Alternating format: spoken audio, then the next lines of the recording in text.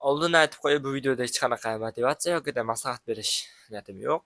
Shunchaki o'zimni eksperyenslarimni, o'zimni insightlarimni sizlar bilan share qilish. O'zi YouTube kanalimni maqsadi ham shu, ya'ni hech qanaqa mashhurlikka yoki bloger bo'lish niyatim ham yo'q. Shunchaki o'zimni journeyimni dokument qilaman. Ya'ni o'zbekcha qilib aytganda, o'zimni jarayonlarimni yuklab boraman.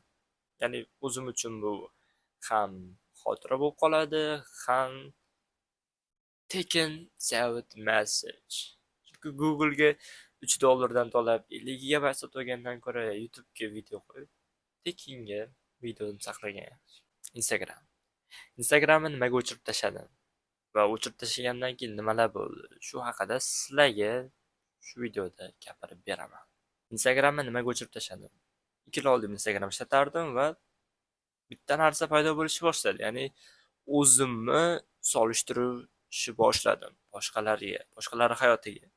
Ya'ni Instagramga kirsangiz, kimdir Amerikada yuribdi, kimdir mashinasi bor, kimdir puli ko'p avtomatik tarzda o'zingizni solishtirishni boshlaysiz. Menda ham shunaqa bo'lgan, ya'ni nimaga menda yo'q ularda bor? Bu asosiy sabablardan biri. Keyingisi noshukrlik. Noshukrlik menda shunaqangi kuchayib ketdi, ya'ni bor narsaga shukr qilishni unutib qo'ydim. Ya'ni xuddi boyagina effekti, ya'ni Instagramga kirsangiz, hammada zo'r narsalar bor, lekin sizda yo'q. O'zingizda bor narsalarga ham shukr qilishni o'tasiz. Chunki Instagramda har doim sizdan zo'rroq, sizdan yaxshiroq, sizdan aqlliroq, puli ko'proq odammi bo'ladi Instagramda. Va yana bitta sababi, o'ylab qarasam, Instagram foydasi yo'q ekan. Ya'ni Instagramga kirardim, ya'ni consumer sifatida kirardim. Ya'ni hech qanaqa video qo'ymasdim, hech qanaqa content qilmasdim, hech qanaqa production qilmasdim. Shunchaki iste'mol sifatida kirardim va vaqtimni sarflab ketardim. O'ylab qarasam, nimaga men Instagram ishlatishim kerak? Agar hech nima yuklamasam, agar qanaqadir manfaat olmasam. Chunki Instagram foydali. Kimga foydali? Prodyuserlarga foydali. Ya'ni video chiqaradigan, content qiladigan odamlarga foydali, lekin konsumerlarga emas. Okay, nimalar bo'ldi Instagram o'chirib tashlagandan keyin? Eng payqagan va eng sezilgan narsa o'zimga bu podaga ergashishni to'xtatdi. Chunki e'tibor bersanglar, Instagramda qanaqadir trend paydo bo'lsa, qanaqadir qo'shiq trendga aylansa, qanaqadir kiyim modaga kirsa, hamma odam o'sha narsani ortidan yuguradi. Ya'ni qanaqadir qo'shig'i hamma eshitishni boshlaydi, qanaqadir kiyim kiyishni boshlaydi, qanaqadir bir g'oyani hamma gapirishni boshlaydi. O'sha narsa menda yo'q bo'ldi. Ya'ni odamlar nimani qilsa, nimani eshitsa, nimani ko'rsa, u narsani bajarmaydigan bo'ldim. Va keyingisi nima bo'ldi? Kayfiyatim va o'zimni ruhiyatim ancha ko'tarildi. Chunki O'zbekistondaman.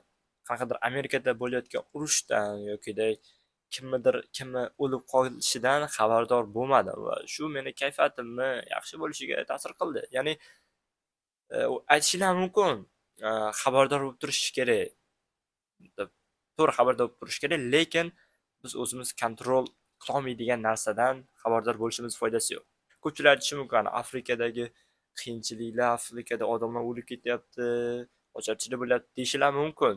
Okay, bildinglar, nima qilasizlar? Qo'lingizdan nima keladi? Misol Afrikadagi ocharchilikni bildinglar. Men o'zim kontrol qilmaydigan narsalar haqida kamroq eshitishni boshladim. Ya'ni Afrikadagi urush bo'ladimi yoki har qanaqadir yangiliklar bo'ladimi?